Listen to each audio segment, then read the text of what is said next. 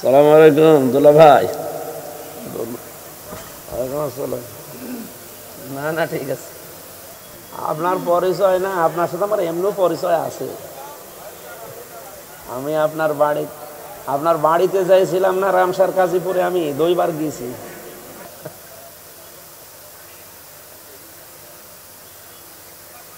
দাবিটা বেশি করে পেলেন। জি আল্লাহ হাফেজ। সালাম আলাইকুম। প্রধান অতিথি আজকের আমাদের অ্যাডভোকেট রুহুল কুদ্দুস তালুকদার দুলু সাহেব। এত গরম লাগে কেন? পৃথিবীর মুসলিম শাসক যারা আছেন, 57টা মুসলিম দেশ আছে পৃথিবীতে, এটা রেকর্ড হচ্ছে, এই জন্য জানাচ্ছি। প্রত্যেকটা মুসলিম দেশের এখন উচিত তাদের ইমানের দাবি অনুযায়ী পৃথিবীর 2টা নিকৃষ্ট জাতি ইহুদি এবং মুশরিক, তাদের বিরুদ্ধে অন্তত সোচ্চার হওয়া, যার যেখানে যা আছে যতটুকু ওইটা নিয়ে দাঁড়িয়ে যাওয়া, মোকাবেলা করা, প্রতিরোধ করা, প্রতিবাদ করা। যদি না করেন, যে বিশ্বের 210 কোটি মুসলমান যে রাষ্ট্রে আছে, এরা ইমানের দাবি অনুযায়ী হলেও যদি রাস্তায় নেমে আসে না, চেয়ারে থাকতে পারবেন না। এপ্রিলের 12 তারিখে হালকা আমরা বাংলাদেশে দেখিয়েছিলাম, কি কথা বুঝেন? 12 তারিখে দেখানোর পরেই 13 তারিখে অলরেডি একটা বৈঠক হয়েছে লন্ডনে, আপনারা হালকা পাতলা জানেন। এর পরের দিন ট্রাম্পের সহকারী উপমন্ত্রী, বিশেষ করে এই সমস্ত এলাকাগুলো, এই সমস্ত দেশগুলো যার কন্ট্রোলে, সে বাংলাদেশে ইসলামপন্থী যারা আছে তাদের ভেতরে অন্যতম বাংলাদেশ জামাত ইসলামী, তাদের কেন্দ্রীয় আমিরকে ডাক দিয়ে কিছু কথা গোপনে হয়েছে, ওগুলো এখনো ফাঁস করা ঠিক না। আপনি চিন্তা করতে পারেন, ট্রাম্পের উপমন্ত্রী একজন বাংলাদেশ জামাত ইসলামী এবং ইসলামপন্থী যারা আছে তাদেরকে ডাক দিয়ে বৈঠক করে, এটা কি ভেতরে কোনো কারণই নেই নাকি? আমাদের নাম শুনলে যারা 2-3 বার করে বমি করে, আর তারা এখন ডাকতেছে। বিশ্ব দেখিয়ে দিয়েছে, বিশেষ করে এপ্রিলের 12 তারিখ বাংলাদেশ একটা ইতিহাস বানিয়েছে।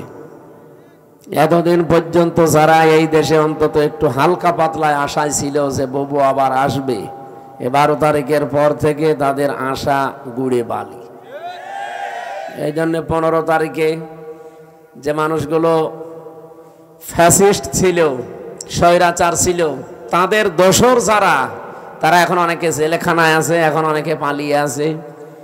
জেলে 8 মাস পর্যন্ত আমরা দেখতাম তাদেরকে আদালতে তুলতে হলে জামায় আদরে নিয়ে যেত। কিন্তু গত পরশুদিন যা করেছে, পেছনে হাত বেঁধে হ্যান্ডকাপ লাগিয়ে কথা বললে চড় দেবে, এইরকম একটা দৃশ্য আমরা দেখতে। তার মানে প্রশাসনও এখন বুঝতেছে যে না, ও ববুর দ্বারা আর হবে না। ববু যতই চাপাবাজি করুক না কেন, ও চাপা সব শেষ। এই জন্য এই সমস্ত মন্ত্রীদের, এমপিদের, এত বড় বড় নেতাদের সামনে প্রশাসন 2-3 হাত দূরে থাকতো, আর এখন পেছনে হাত বেঁধে চোরের মতো, ডাকাতের মতো নিয়ে যাচ্ছে। এতটুকুতে হবে না, আমার মনে হয় এদেরকে মাথায় দড়ি দিয়ে, ডান্ডা বেড়ি পরিয়ে আলেমদের সাথে যা করেছে এই 15.5 বছরে, ওদের সাথে তাই করা দরকার। কামরুল টাক কালকে দেখেছেন না কি করে হাত বেঁধে পেছনে নিয়ে যাচ্ছিল, মনে হচ্ছে যে গরু চুরি করেছে। আসলে তো এগুলো চোর ছিল। আমরা চাচ্ছি এই যে এই দেশে যারা এখন খুব বেশি বেশি বলছেন যে নির্বাচন চাই, নির্বাচন চাই, প্রত্যেকে আমরা এর পক্ষে আছি। কারণ এই দেশে যতদিন নির্বাচিত সরকার না বসবে, ততদিন পর্যন্ত অনেকের ষড়যন্ত্র বন্ধ হবে না। এটা বন্ধ করার জন্য নির্বাচিত সরকার মাস্ট বি দরকার।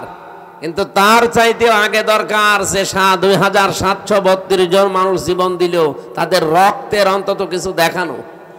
কেন তারা রক্ত দিয়ে গেল? কোনো কাজ নেই? আপনি কি মনে করেন আবু সাইদের জীবনের কোনো দাম নেই? মুগ্ধর জীবনের কোনো দাম নেই? রায়হানের জীবনের কোনো দাম নেই? তার জীবনও আমার আপনার মতো নিজের কাছে এরকম মূল্যবান ছিল। তারাও মূল্যবান ছিল, তাদের জীবনও তাদের কাছে আমাদের মতোই মূল্যবান ছিল। সম্মানিত ভাইরা, আমরা চাচ্ছি সবচাইতে বেশি যে মানুষগুলো এই 15.5 বছরে পৃথিবীর নিকৃষ্ট মানুষ যে 6 জনের নাম বললাম, তার ভেতরে আর একজন যিনি পালিয়েছে উনি। আপনি এখন ইন্টারনেটে সার্চ দেন, 6 জনের নাম আসবে পৃথিবীতে নিকৃষ্ট মানুষ তারা। তার ভেতরে নরেন্দ্র মোদী একজন। আমি নাম নিলাম না, আমাদের দেশেরটা বদনাম হয়ে যাবে, এখন রেকর্ড হচ্ছে তো, ওইটাও একজন। মানুষ এত খারাপ হতে পারে আর এত নিচে নামতে পারে। কয়েকদিন আগে একটা ভিডিও ছেড়েছিল যে হ্যাঁ দেশের মানুষ শুধু আমারই গালি দেয়, আমারই দোষ, আমি সব একা খেয়েছি আর কেউ খায়নি, আমার ছোট বোন যে এত খাইলো তারে কিছু বলে না। এরপরে শব্দ আর বলা যাচ্ছে না। সবগুলো খালি খাই খাই পাঠিয়েছিল। আপনি কি করেছে দেশে? আমি কয়েকদিন আগে মালয়েশিয়া, সিঙ্গাপুর, থাইল্যান্ড এই দেশগুলোতে ছিলাম। এই শয়তানরা অধিকাংশগুলো ওই দেশগুলোতে পালিয়েছে, কিন্তু ওই সাহেব পাড়া বানিয়েছে, থাকে না। সেকেন্ড হোম যেখানে, সেখানে তালা লাগানো, থাকে হচ্ছে হোটেলে। যে হোটেলে উঠে দেখি নিচে 2 জন বসে চা খাচ্ছে। কি গো হুজুর, আমরা আগেই পালিয়েছি। পালালেন কেন? এমন কাজ কেন করা লাগবে যে অন্তত চেয়ার শেষ হলেই পালানো লাগে? আর আপনি পালিয়ে হোটেলে কয়দিন থাকবেন? আপনার না 620টা বাড়ি, একটা বাড়িতেও তো থাকতে পারেন না। আপনার মাথা খারাপ হয়ে যাওয়ার কথা না যে একটা লোক 620টা বাড়ি, ও এক একটা বাড়িতে যদি 1 বছর করেও থাকে।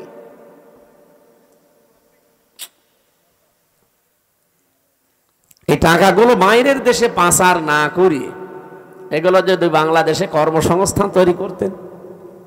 36 লাখ যুবক এখন বেকার বাংলাদেশে। মানুষগুলো দেখলাম বাইরের দেশে যে রাস্তা ঝাড়ু দেয়, রুটি বানায়, থালা বাসন মাজে, পায়খানা সাফ করে। এরা দেশে টাকাগুলো পাচার না করলে এই দেশের টাকা দিয়ে সম্মানজনক কর্মজীবন তৈরি করা যেত। কিন্তু নিচে এখন আর ভোগ করতে পারছেন না। আমাদের কপালেও আপনারা আগুন লাগিয়ে গেলেন। কি ঋণ এখন জানেন? এই দেশে এখন কেউ জন্ম নিলে 1,02,000 টাকা ঋণ তার মাথার উপরে, অথচ এগুলো সব জন্য দায়ী এই 1628 জন মানুষ মাত্র। এই 1628 জন যদি ঠিক হয়ে যেত না, এই দেশটা মালয়েশিয়ার মতো ঠিক 2004 সাল থেকে দাঁড়িয়ে যেত। মালয়েশিয়ার মতো দেশ এই বাংলাদেশের চাইতে প্রায় 5 ডবল এত বড় দেশ, অথচ এরকম সমতল ভূমি খুব কম, শুধু পাহাড় আর পাথর। এরকম একটা দেশকে মাহাতির মোহাম্মদ দাঁড় করিয়ে দিয়েছে বিশ্বের বুকে আজ। আর আমরা যে জায়গায় ছিলাম আরো নিচে নামতেছে। বলে ডিজিটাল হয়েছে। কিসের ডিজিটাল? টাল হয়ে গেছে।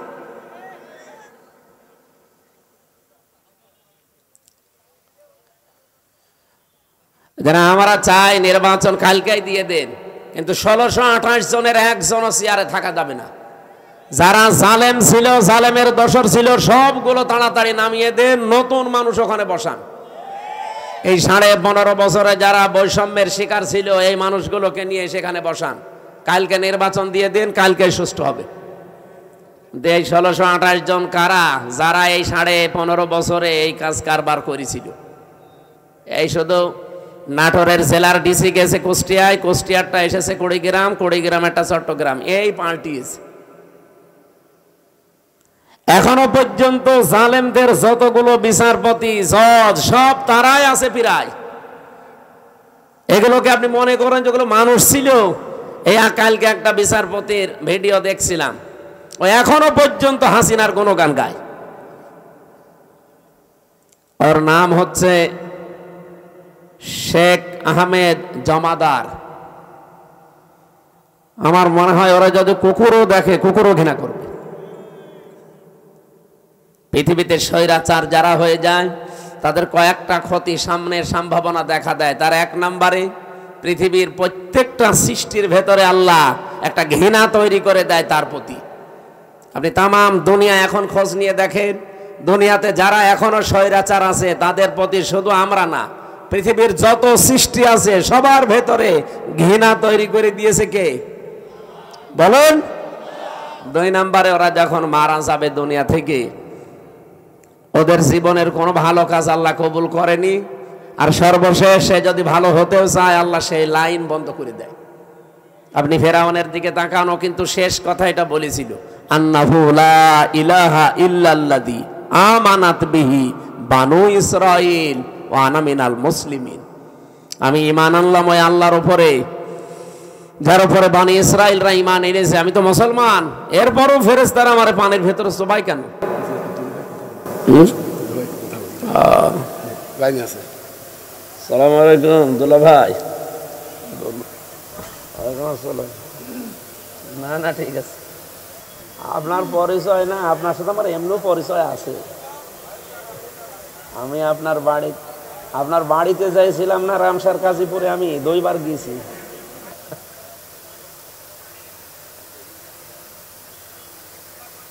দাবিটা বেশি করে করেন।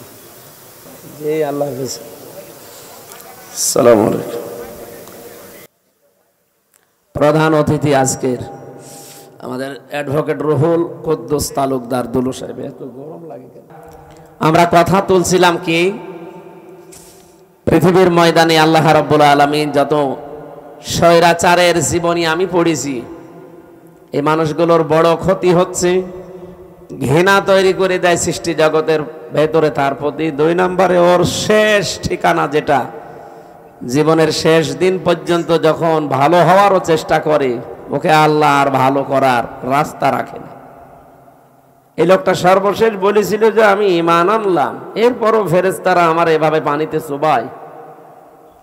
আল্লাহ রাব্বুল আলামিন ডাক দিয়ে বলেন, আল আন, এখন, আকাদ আসাইতা ক্বাবলু ওয়া কুনতা মিনাল মুফসিদিন, এর আগে তুমি বড় সন্ত্রাসী ছিলে, স্বৈরাচার ছিলে, ফ্যাসাদকারী ছিলে, জমিনে তোমার জন্য আমার বান্দা বান্দিরা আতঙ্কে ছিল। এখান থেকে আমি তাফসিরে ফি জিলালিল কোরআনে পড়েছি, পৃথিবীতে কোনো মানুষের কারণে যদি আল্লাহর সৃষ্টি জগৎ আতঙ্কিত হয়ে যায়, ওই লোকটাকে আল্লাহ সবচাইতে বেশি ঘৃণা করে। এটা 15.5 বছর এটা বেশি ছিল। এমন এমন মানুষ আমরা দেখেছি যাদের জন্য মানুষেরা আতঙ্কগ্রস্ত ছিল। কি, আমি তো নাটোরের খবর খুব বেশি জানি না, কিন্তু শিমুল সাহেবের জানি। ওনার নাম শুনলেই মানুষ আতঙ্কিত হয়ে যেত। কি জানি না, কিন্তু ভেতরে অবশ্যই এরকম কিছু আছে। দুলু সাহেবের মতো মানুষ তাই ওনার সাথে পেরিয়ে দেয়নি। আপনি চিন্তা করতে পারেন, দুলু বাংলাদেশে যদি 20 জন থাকে তার ভেতরে 1 জন অন্তত, আর সে পর্যন্ত এর সাথে পারে নাই। তার মানে এই লোকটা কি আপনারা নিজেরাও ভালো জানেন। ইন্নামা নুমলি লাহুম লিয়াজদাদু ইসমা, মানুষ যখন পাপ করতে করতে সীমা ছাড়িয়ে যায়, আল্লাহ পাক বলেন আলাহুম আযাবুম মুহিন, তার জন্য অপমানজনক নেককার শাস্তি, নেককার অপমানজনক শাস্তি আমি একটার পর একটা রেডি করে রাখি। কোরআনের 2টা আয়াত আমার কয়েকদিন আগে আমার নজরে এসেছে, এর আগে আমি বহুবার পড়েছি, কিন্তু এইটা এইভাবে যে আছে আমি জানতাম না। বাংলাদেশ সহ বিশ্বের যতগুলো দেশে আমারে নিয়ে গেছে, আমি যেহেতু একটা বড় গ্রুপে ছিলাম, আকিস গ্রুপে, এনাদের মাধ্যমে বিশ্বের বহু দেশে আল্লামা সাঈদের মতো আল্লাহ রাব্বুল আলামিন ওনাদের ওসিলায় কোরআনের দাওয়াত নিয়ে যতগুলো দেশে গেছি, যতগুলো আন্তর্জাতিক সেমিনারে, বিশ্ববিদ্যালয়ে, আমি এই আয়াতটা আমার নজরে এতদিন হাজার হাজার বার পড়েছি, কিন্তু না, এখন আমার কাছে এই তথ্যগুলো আসার পর একটা আশা সঞ্চার হয়। সূরা আলাম নাসর 5 এবং 6 নম্বর আয়াত একটু ভালো করে শোনেন, দেখেন আপনার কাছে একটা অন্যরকম অনুভূতি আসবে। কোরআনের কথা কোনো মিথ্যা নেই, 100% সত্য, নাকি 98%? হ্যাঁ, আল্লাহ পাক বলেন ফাইন্না মাআল উসরি ইসরা, ইন্না মাআল উসরি ইসরা, 2 বার রিপিট করলেন। আর উসরুন মানে কষ্ট, এই শব্দের আগে আল্লাহ পাক দিয়েছেন আলিফ লাম। কোন শব্দের আগে আলিফ লাম আসলে 4টা অর্থ বের হয়। 1 নাম্বার, এটা নির্দিষ্ট করার জন্য, এটা মারেফা, এর আগে আল্লাহ মা দিয়েছেন, এর আগে ইন্না দিয়েছেন, এর আগে ফা দিয়েছেন। তাফসিরে মুফাসসিরিন ইকরাম ৪২টার উপরে আমি বসে বসে মিলিয়েছিলাম যে দেখি কোনটার কি বক্তব্য আয়াতের ব্যাপারে। আমার আশ্চর্য লেগেছে ফি জিলালিল কোরআন। মুফাসসির বোঝাতে চেয়েছেন পৃথিবীতে কোনো মানুষ যদি একটা কষ্ট সহ্য করে ৩টা কারণে, এই এদিকে তাকান, হচ্ছে না। আপনি যদি দুনিয়ায় কষ্ট পেয়ে থাকেন একটা কারণ, কয়টা? না, 3টা। কষ্ট পেলেই হবে না, কষ্ট যদি আপনি পেয়ে থাকেন 3 কারণে। আল্লাহ কষ্টের পরে কথা বলতে গিয়েছেন ইসরা, এর আগে আর আলিফ লাম দেয়নি, এটা নাকেরা, অনির্দিষ্ট শব্দ। মুফাসসিরিন ইকরাম বোঝাতে চায় আল্লাহর বক্তব্য, দুনিয়াতে যদি কেউ একটা কষ্ট সহ্য করে কমপক্ষে তার ওই কষ্টের সাথে ৭০টা সুখ আল্লাহ জড়িয়ে রাখে। না, এ পর্যন্ত আপনারা কিছুই বোঝেননি, আন্দাজে সুবহানাল্লাহ বলেছেন। এবার আমি ব্যাখ্যায় দেখছি, টিকায় পড়েছিলাম একটা কষ্ট যদি কেউ সহ্য করতে পারে দুনিয়ার এই ময়দানে, কারণ কয়টা বললাম? বলেন বলেন। 3 কারণের বাইরে যদি কষ্ট পান, তার জন্য আপনার জন্য ৭০টা সুখ আল্লাহ রেডি করবে না? নেই। হাসিনাও কিন্তু কষ্ট পেয়েছিল, কিন্তু এই 3 কারণের বাইরে। এবার আসেন তো, এই 3 কারণের কষ্ট আমাদের জীবনে আছে কিনা। 1 নম্বরে যদি আপনি কষ্ট পেয়ে থাকেন আল্লাহর জন্যে, 2 নম্বরে রাসূলুল্লাহর জন্যে, 3 নম্বরে মানবতার জন্যে। কষ্ট কয়টা? 3টা বলেন কেন? একটা। কারণ কয়টা? এই 3 কারণের ভেতরে যে কোনো এক কারণে যদি দুনিয়ায় কেউ একটা কষ্ট পেয়ে থাকে, আল্লাহ যেহেতু মার পরে আলিফ লাম দিয়ে নির্দিষ্ট করে দিয়েছেন কষ্ট একটা, কিন্তু ইসরাটা নির্দিষ্ট নেই। কমপক্ষে 10 থেকে ৭০টা পর্যন্ত সুখ, শান্তি, কল্যাণ দুনিয়া আখিরাত মিলে আল্লাহ তার সাথে জড়িয়ে রাখবে। আর 15.5 বছরে আমরা যারা সত্যি কষ্ট পেয়েছি, কেউ আল্লাহর জন্যে, কেউ রাসূলুল্লাহর জন্যে, কেউ মানবতার জন্যে। এই কথা বললেন না? অবশ্যই এই 3 কারণের বাইরে অনেকে কষ্ট পেয়েছে, তাদেরটা আমি তাফসিরে পড়ি নাই, এজন্য বাদ। 3 কারণের যে কোনো একটা কারণে যদি আপনি কষ্ট পেয়ে থাকেন, আল্লাহর কসম, কোরআনের আয়াত, আল্লাহ গ্যারান্টি দিয়েছেন মাআল উসরি ইসরা, অবশ্যই দুনিয়া আখিরাত মিলে আপনাকে ৭০টা সুখ, শান্তি ভোগ করাবেই। শুধু করাবে না, শেষে হর্ষাই আছে, করাবেই। এবার যেহেতু আয়াতটা রিপিট করেছেন আল্লাহ, সিস্টেম অপর পৃষ্ঠায় দেখুন, আল্লাহ পাক বলেন দুনিয়াতে কেউ যদি একটা সুখ পায় আর ওই সুখটা যদি অবৈধ হয়, আবার বলছি, আপনি যদি একটা সুখ ভোগ করেন দুনিয়ায় আর সুখটা যদি হয় অবৈধ, একটা সুখের কারণে কমপক্ষে ৭০টা দুঃখ, যন্ত্রণা, কষ্ট, অকল্যাণ আপনার সাথে আল্লাহ জড়িয়ে রাখবে। এবার আমি একটা একটা করে উদাহরণ বলছি। পৃথিবীতে অনেকেই কিন্তু সুখ পেয়েছে, অবৈধ সুখ, যেমন এই যে পরকীয়া প্রেম করে সুখ পায় না, না এই এলাকায় সব নেই?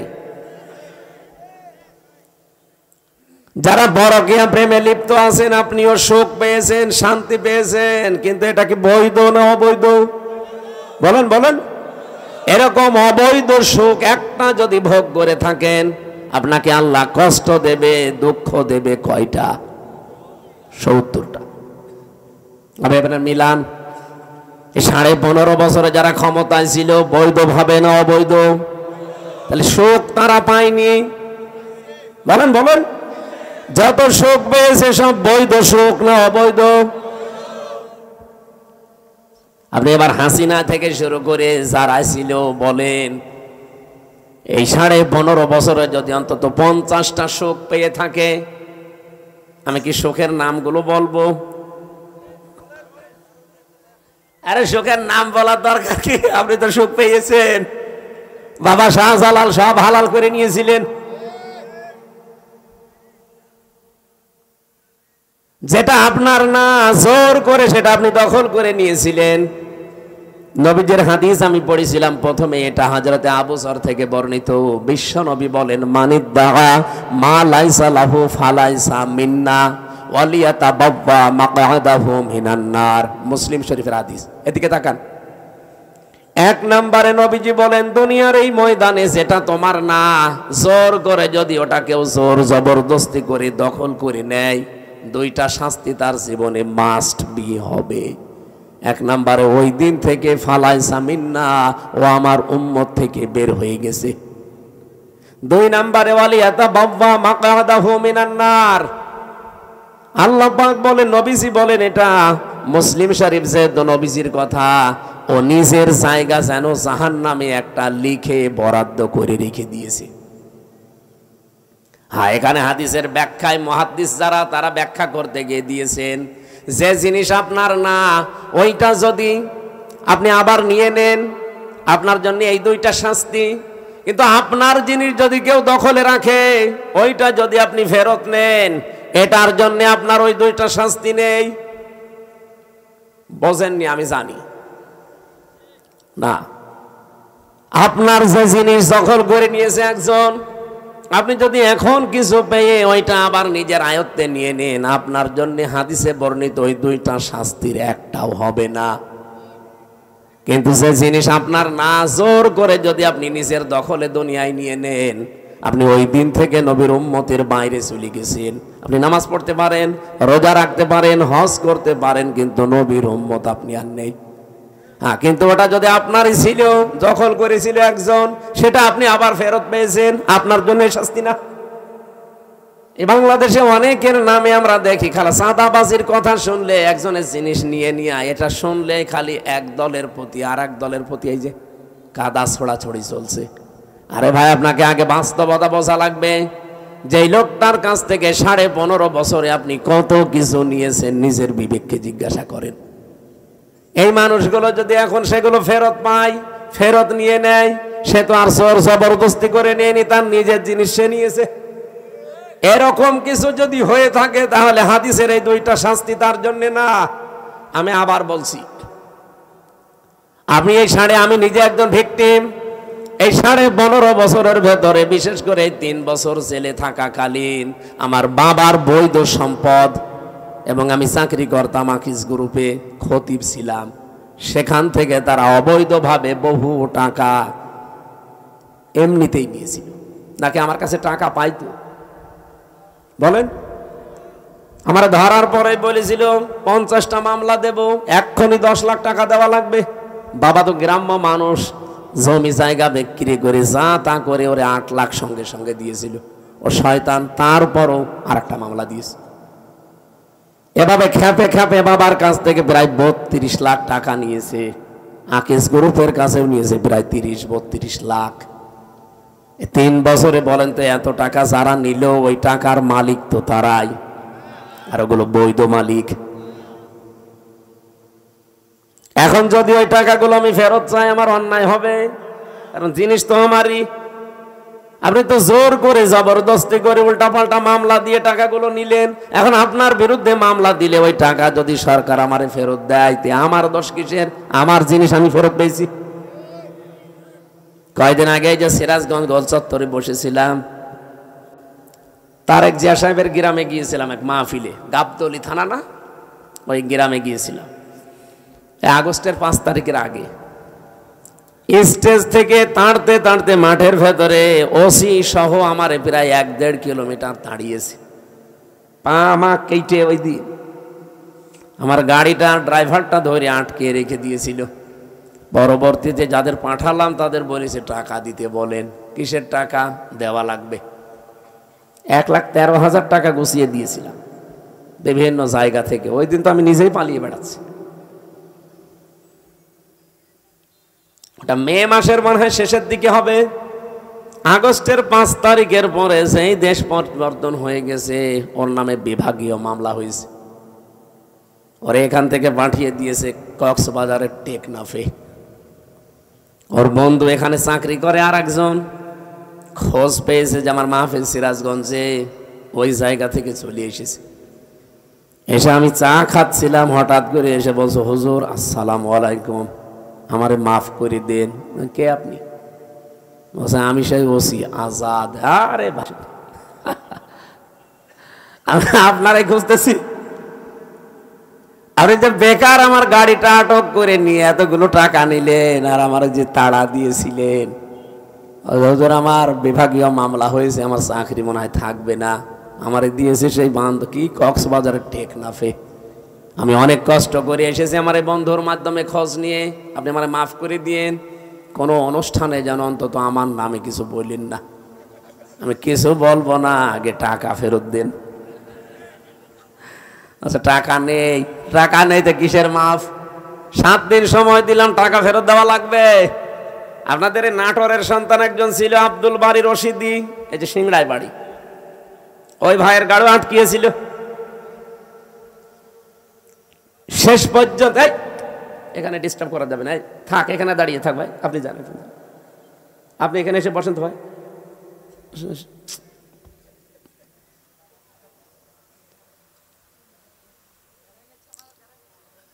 কথা বলা যাবে না ভাই। ওনারে যেই বলেছি ভাই 7 দিন সময় দিলাম, টাকা ফেরত দেওয়া লাগবে, নয়তো কিন্তু আমি এখন যে ডিএমপি কমিশনার আছে সাজ্জাদ হোসেন, আমি কিন্তু জায়গা মতো বলবো, আত্মীয় আমার, হুজুর টাকা দিয়ে দেব। 7 দিন পরে 1 লাখ টাকা ফেরত দিয়েছে। বাংলাদেশের মনে হয় এটাই প্রথম ইতিহাস যে পুলিশ টাকা ফেরত দেয়। আমি তো এর আগে পুলিশ টাকা ফেরত দেয় শুনিও নি, দেখিও নি, তা আমি অলরেডি পেয়েছি। আর 13,000 হুজুর এটা মাফ করাই লাগবে, যা তোর মিষ্টি খেতে দিলাম। হয়তো পুলিশ দাঁড়িয়ে আছে। পুলিশ কারো কাছ থেকে টাকা নিলে ফেরত দেয়, এটা প্রথম ইতিহাস। এখন ওই টাকা যে ফেরত দিল, আমি কি জোর করে নিয়েছি নাকি আমার টাকা আমি নিয়েছি বলেন? তো এইরকম করে যারা এই 15.5 বছরে বহু টাকা বিভিন্ন জায়গায় দখল করে নিয়েছিলেন, ওই টাকা এখন আমাদের ফেরত দেন। আমি আশা করছি কি বোঝাতে চাই আপনি বুঝেছেন।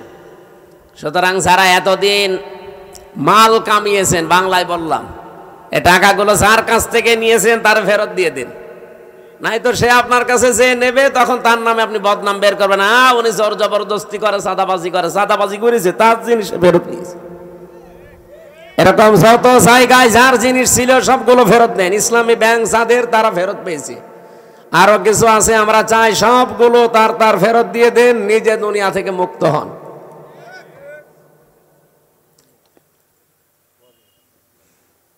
একজন ওসিকে পেয়েছিলাম জেলখানায়, আমি তো ফাঁসির কন্ডেম সেলে থাকতাম সব সময়। উনি আমার এসে একদিন বলছো, হুজুর আপনি তো তওবার কথা বলেন। আমি ওখানে ভেতরে ওই ওয়াক্তীয় নামাজ পড়াতাম, আমার পেছনে নামাজ পড়ার জন্য অনেকে আসত। নামাজের পরে 2-3 মিনিট করে কথা বলতাম। একদিন তাওবার বিষয়ে কথা বললে উনি আমারে বলছে, হুজুর আমি একটা তাওবা করেছি, দেখেন তো আমার তাওবা হয়েছে কিনা। কি? সেই যে নির্বাচন গেল, আমি বাইরে ছিলাম, এখন আমার 8 বছর জেল, একটা হত্যা মামলার। আমি ওই সময় রাত 12টার পর থেকে আমার লোকজন নিয়ে ভোট কাটা আরম্ভ করেছিলাম। ফজরের আজান পর্যন্ত কাজ কাম করিয়ে সব জায়গা মতো পাঠিয়ে দিয়েছি। এরপরে গোসল করার পরে ওযু করে 2 রাকাত তাওবার নামাজ পড়ে বললাম, আস্তাগফিরুল্লাহ। আমার এই তাওবা কি হয়েছে? না, আপনার ইয়ার কি হয়েছে? এটাকে তাওবা বলে? আপনি কি আল্লাহর কাছে দোষ করেছেন যে আস্তাগফিরুল্লাহ পড়ছেন? আপনি তো দোষ করেছেন হামজার কাছে। একটা এমপি বানাতে 3.5 লাখ 4 লাখ হামজা লাগে, হামজার বউ লাগে। এই কথা বলছেন না কেন? আপনি তাদেরটা নিজে সব একা দিয়ে দিলেন, আর এখন বলছেন আস্তাগফিরুল্লাহ। আপনার মাফ হতে পারে, তাওবা কবুল হতে পারে যদি বের হওয়ার পর ওই 3.5 লাখ 4 লাখ হামজা আর হামজার বর কাছে যে বলবেন যে এই ভুল করে ফেলেছিলাম, আমারে মাফ করে দিন। তারা মন থেকে যদি বলে ঠিক আছে মাফ করে দিলাম, আপনি মাফ পাবেন। আর তারা যদি বলে না, কিসের মাপ, আপনাকে আমরা থাপড়াবো, প্রত্যেকে একটা করে থাপ্পড় দেবো, তাই খাবেন। কি কথা বলছেন কেন? দুনিয়ায় বিচার যদি না হয়, কিয়ামতের দিন আল্লাহ নিজে বিচার করবে। কারণ আপনি তারা আল্লাহর হক নষ্ট করেননি, হক নষ্ট করেছেন হক বলে বান্দার হক। কিন্তু আপনার জন্য আমার আফসোস, আপনি হয়তো 8 বছর জেল খাটার পরে বের হয়ে যাবেন, বের হয়ে দেখবেন অনেক হামজা দুনিয়া থেকে মারা গেছে। কি অনেক হামজার বউ দুনিয়ায় নেই, তারাও মারা গেছে। আপনি তাদের কাছে মাপ চাবেন কি করে? এটা আপনার জন্য সবচাইতে বড় ভয়ঙ্কর বিষয়। 15.5 বছরে যারা অবৈধ সুখ পেয়েছেন, একটা আপনার জন্য 70টা অপমান অপেক্ষা করছে। এই কথা বলে না কেন? আমি এটা বানিয়ে বলছি। সূরা আলাম নাসরা 5 এবং 6 নম্বর আয়াত বাড়িতে মিলিয়ে দেখবেন এই কথাগুলো আছে। দুনিয়াতে যদি কেউ অবৈধ একটা সুখ ভোগ করে থাকেন, মাস্ট বি তার জীবনে কমপক্ষে 70টা অকল্যাণ, দুঃখ, কষ্ট আমার আল্লাহ এর সাথে সাথে রেডি করে রেখেছেন। এই জন্য আল্লাহ মার পরেই দিয়েছেন উসর। আল্লাহ মাটা না দিলে অর্থ হয়ে যেত ইন্নাল উসরি ইসরা, অর্থ হয়ে যেত। কেন আল্লাহ ইন্নার পরে মা দিলেন? আমি চিন্তা ভাবনা করে কোরআন পড়ি, আন্দাজে কোনো বিষয় আমার ভেতরে যায় না, আমি পড়িও না ওইভাবে যে আমি পড়িয়েই যাব, আন্দাজে না, যে কোনো শব্দ নিয়ে আমি চেষ্টা করি এর একেবারে নিচে যাওয়ার। আমার এই ছোট্ট মাথার ভেতরে এখন এই গবেষণাটা এসেছে, দুনিয়ায় যদি কেউ একটা অবৈধ সুখ ভোগ করে থাকেন, আল্লাহ পাক দুনিয়া আখিরাত মিলে আপনাকে অপমান করবে কমপক্ষে 70টা। এতদিন সারা এগুলো ভোগ করেছেন, বলেন তো এই 15.5 বছরে যদি 50টা সুখ ভোগ করে থাকেন, তাহলে এক একটা 70টা হলে 50টা সুখ ভোগ করলে কতগুলো অপমান? হ্যাঁ, 350, 3,500, 3,500 দুঃখ, কষ্ট, অপমান ও কল্যাণ আপনার দুনিয়াতে আখেরাতে মিলে আল্লাহ দান করবে। তারপরে চট করে ঢুকে পড়বেন, অবশ্যই এখনই চট করে চলে আসবে। আরে ভাই, এতগুলো দুঃখ আপনি কে নেবে? আপনার কি, আপনার তো বাবা নেই, বাবা কি ভোগ করবে? আপনার জীবনে ভোগ করা লাগবে। এক একটা সুখ ভোগ করার কারণে কি সুখে ছিলেন এবার নিজে মিলান। 15.5 বছরে যারা সুখ পেয়েছেন, একটা অবৈধ সুখের কারণে 70টা করে কষ্ট আপনার পেছনে লেগে আছে। এই জন্য মা আছে, যারা আরবি গ্রামার বোঝোদের জিজ্ঞাসা করেন। আমি আবার বলছি, দুনিয়াতে সত্যি যদি আমরা কেউ আল্লাহর জন্য কষ্ট পেয়ে থাকি, মানবতার জন্য কষ্ট পেয়ে থাকি, রাসূলুল্লাহর জন্য কষ্ট পেয়ে থাকি, একটা কষ্টের জন্য কমপক্ষে দুনিয়া আখিরাতে 70টা সুখ আল্লাহ রেডি করে রেখেছেন। এই জন্য আমরা আশায় বুক বাঁধি, যত কষ্ট এই দেশের মানুষেরা আল্লাহর জন্য, রাসূলুল্লাহর জন্য, ইসলামের জন্য, মানবতার জন্য সহ্য করেছি, আগামীর এই দেশ আমার আল্লাহ অবশ্যই অবশ্যই কোরআনের হাতে দেবেন। কোরআনে কারিম দিয়ে যদি এই দেশটা চলে, এর ভেতরে 500 আয়াত আছে শরীয়তের বিধান, 6,666টা আয়াতের মাত্র এই 500 বিধান যদি দেশে রাষ্ট্রীয়ভাবে কায়েম হয়ে যায়, আপনি দেখবেন এই দেশটা একটা মিনি জান্নাত হয়ে গেছে। আরে মরণের পরে জান্নাত পাওয়া যাবে সেটা তো অনেক পরে। প্রতিদিন যে দোয়া করেন, রব্বানা আতিনা ফিদ দুনিয়া হাসানা ওয়া ফিল আখিরাতি হাসানা ওয়া কিনা আযাবান নার, আল্লাহ দুনিয়া দাও আগে, এরপরে আখিরাত দিও। কেউ কি আগে বলে আখিরাত দিও তারপরে দুনিয়া দিও? বলে কেউ? কেউ বলে না। আর আল্লাহ এভাবে শেখানো নি, উনি শিখিয়েছেন ধারাবাহিক। কাবা শরীফে গিয়ে দেখলাম রকনি আমিনি থেকে শুরু করে হজরে আসওয়াদ, এই জায়গাটা লক্ষ লক্ষ হাজিরা যাবার সময় এই আয়াতটা পড়ছে, রব্বানা আতিনা ফিদ দুনিয়া হাসানা ওয়া ফিল আখিরাতি হাসানা ওয়া কিনা আযাবান নার। বলেন আমিন। দুনিয়ায় আগে শান্তি দরকার। দুনিয়ায় শান্তি, স্বস্তি, নিরাপত্তা যদি সত্যি আমরা পেতে চাই, এইটার বিকল্প দুনিয়ায় কিচ্ছু নেই। কারণ বহু মানুষ চেষ্টা করেছে এর আগে এটা বাদ দিয়ে, শান্তি দিতে পারে নাই।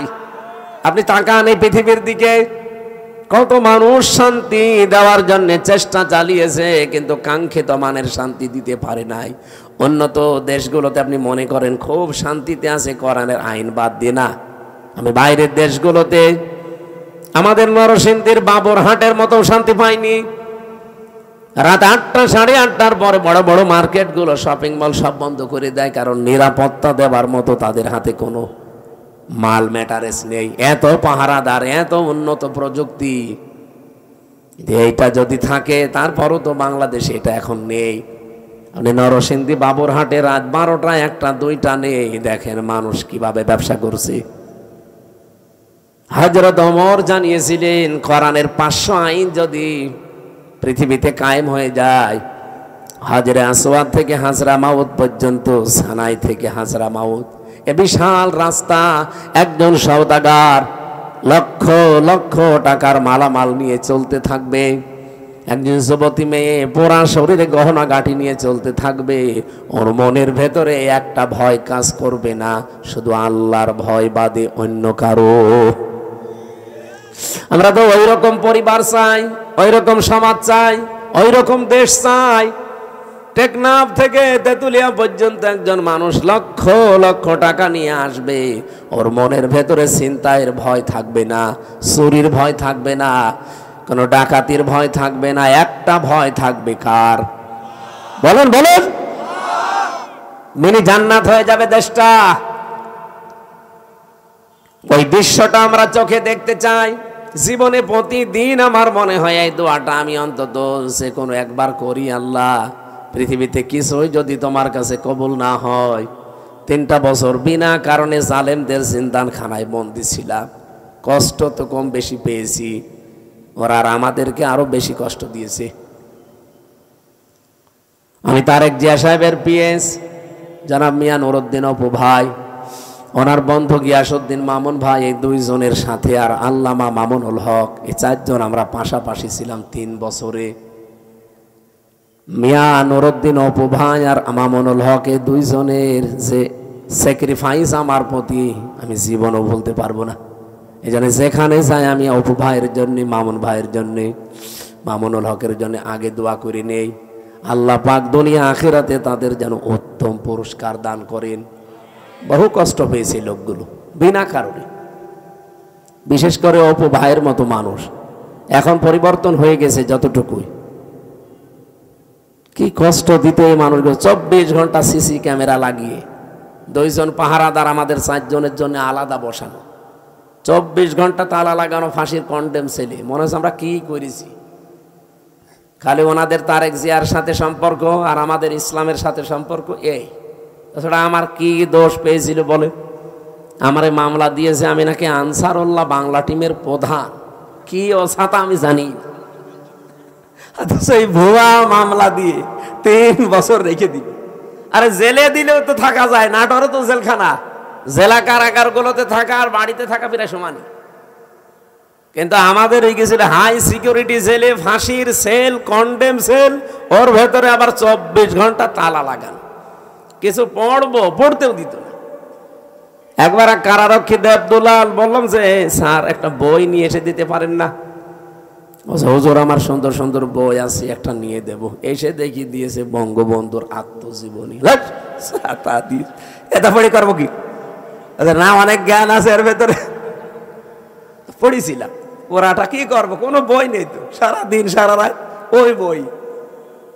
কয়েকদিন পরে থেকে আবার দায়িত্বে এসেছে, বললাম যে ওই বই শেষ হয়ে গেছে, আর একটা ভালো বই নিয়ে এসে দেন। এবার নিয়ে এসে বঙ্গবন্ধুর ছেলেবেলা। আপনি আর বই পান না? ওখানে বঙ্গবন্ধু কর্নারে শুধু এই বই আছে। পরের দিন আর একটা বই দিল, বঙ্গবন্ধুর চীন সফর। রাগ করে বললাম আপনি আর কোনো বই নিয়ে আসবেন না, আপনি যদি পারেন, হিন্দু মানুষ তো আপনার কাছে তো বলে লাভ নেই, কোনো মুসলমান কারারক্ষী অন্তত দায়িত্বে আসুক। আশরাফুল বলে একজন আসলো, ওর এখানে নাম লিখা, মনে করলাম যাক, এরা আর কিছু না খান, হালকা পাতলা ইমান তো আছে। বললাম যে ভাই আপনি একটু তাফসির নিয়ে এসে দেন তো। সারাদিন এই বসে থাকা, 24 ঘন্টা তালা লাগান, আপনি তো সূর্যের আলো নিতে দেন না। আল্লাহর ইশারা 2টা তাফসির নিয়ে এসেছে দেখি, ফি জিলালিল কোরআন আর তাফহিমুল কোরআন। এ পৃথিবীতে 42টার উপরে তাফসির আছে, সবচাইতে বেশি আমি ভালোবাসি এই দুইটা তাফসিরকে, আর আল্লাহও মিলিয়ে দিয়েছে এই দুইটায়। ওখান থেকে বসে বসে যতগুলো বিষয় আমি নোট করেছিলাম, ওরা তো লিখতে দেয়নি, ভালোভাবে চুরি করে করে যা করেছিলাম ওইটা আজকের তেলাওয়াতকৃত আয়াতের ভেতরে হালকা আছে। আমরা এবার কোরআন থেকে আরম্ভ করি নাকি নাকি কষ্ট হয়ে যাচ্ছে, একটু বেশি সময় হয়ে গেল। জবান খুলে সূরা মুলকের 2 নাম্বার আয়াত, মাত্র একটা আয়াত পড়েছি। এ মাথার ভেতরে আয়াত নিয়ে যত কথা সাজানো আছে, সারা জীবন যদি বলা যায় তাও শেষ হবে না, এত কথা আছে আয়াত। আমরা তাফসীর আকারে পড়বো এবং তাফসীর আকারে বলবো ইনশাআল্লাহ। জবান খুলে কোরআনের সোনালী আয়াত পড়েন। আউযু বিল্লাহি মিনাশ শাইতানির রাজিম, বিসমিল্লাহির রহমানির রহিম।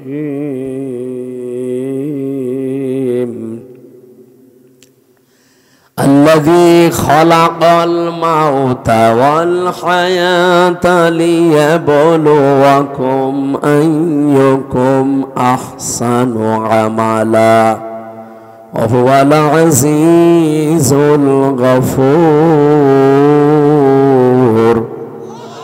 صدق الله العظيم। কোন সূরা জানো? মুলক। মুলক মানে রাজত্ব, মুলক মানে আমরা যাই ভাবি যাই করি না কেন, যাই চিন্তা ভাবনা আমাদের থাক, বিভিন্ন রাজনৈতিক দল করার কারণে আলাদা চিন্তা ভাবনা থাকতে পারে, কিন্তু রাজত্বের আসল মালিক কিন্তু আল্লাহ। এটা আপনাকে বিশ্বাস করা লাগবে। যদি এর ভেতরে অন্য কেউ ঢোকে আপনি মুশরিক।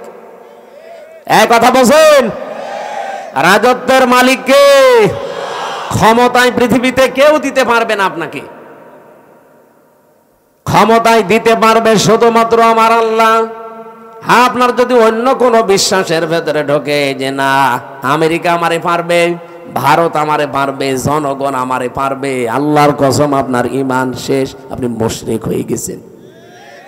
কিয়ামতের দিন আমল লাখ লাখ যদি মানুষের কমও থাকে, কিন্তু ঈমানটা যদি তার নির্ভেজাল থাকে, আমার আল্লাহ তারে মাফ করে দেবে। আমল আপনি গাড়ি গাড়ি করেছেন, কিন্তু ঈমানের ভেতরে যদি ভেজাল থাকে, ওয়াকাদিমনা ইলা মা আমিলু মিন আমালিন ফাজআলনাহু হাবাআম মানসুরা।